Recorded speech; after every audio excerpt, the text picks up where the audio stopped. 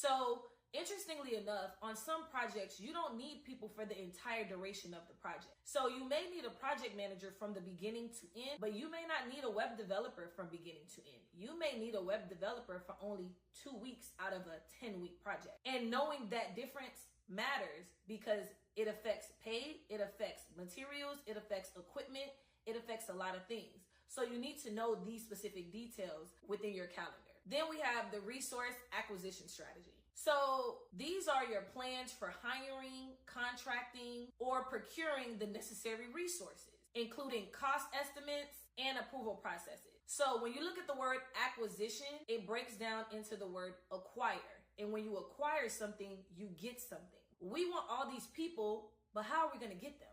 We want all this equipment, but how are we going to get it? This is where we create the plan for how we're going to acquire all of this.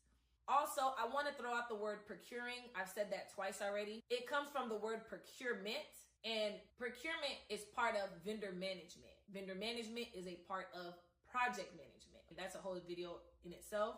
But I wanted to point out that when you're procuring something, you are doing the process to get a vendor, meaning you're probably requesting proposals, requesting quotes, requesting information.